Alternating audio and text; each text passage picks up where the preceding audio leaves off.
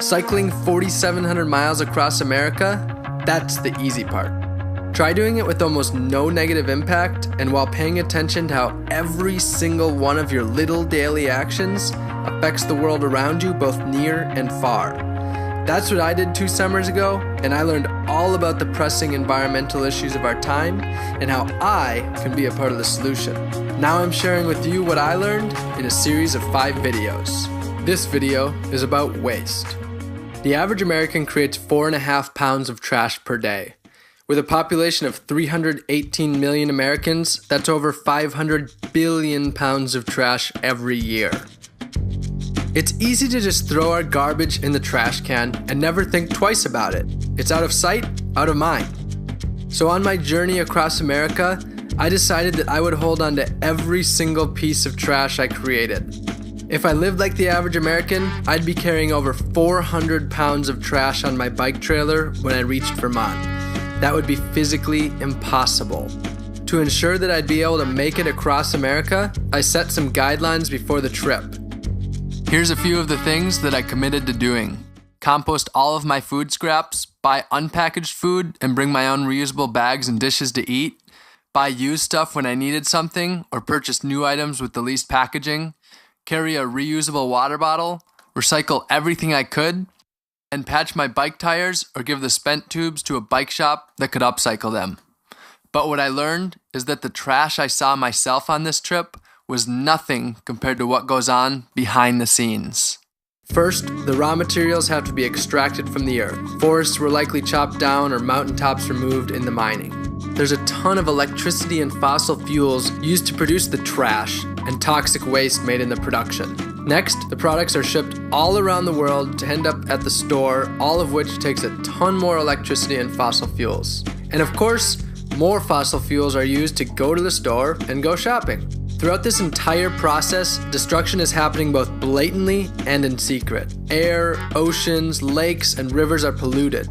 Animals are displaced and killed, and a lot of people get really sick from the pollution and the crappy work conditions. And I learned that's what it took just to put this bag into my hands. And for every garbage can of waste that we put on the curb, 70 garbage cans of waste are made up the production line.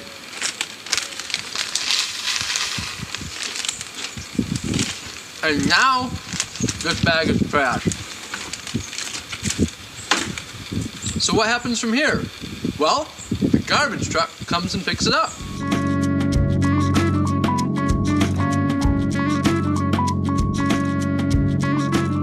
Most of our trash is taken to landfills, but landfills have hugely negative environmental consequences. They're designed to keep the stuff in them, not break it down. Even organic material doesn't biodegrade properly, and some excavations have found 25-year-old carrots in 40-year-old still legible newspapers. The stuff that actually does break down releases methane, a potent greenhouse gas contributing to climate change. Other trash is incinerated, and some of the most toxic man-made substances known to science are released into the air in huge volumes. But much of it doesn't make it to the landfill.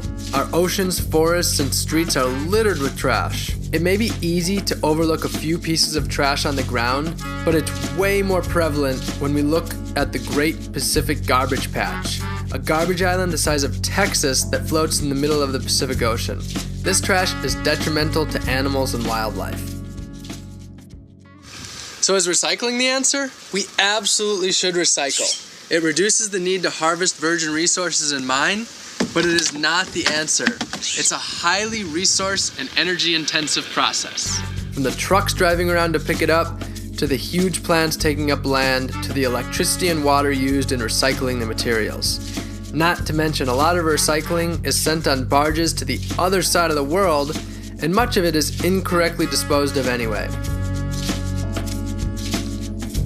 After 104 days of cycling, I made it across the country, creating only 2 pounds of trash and 9 pounds of recycling.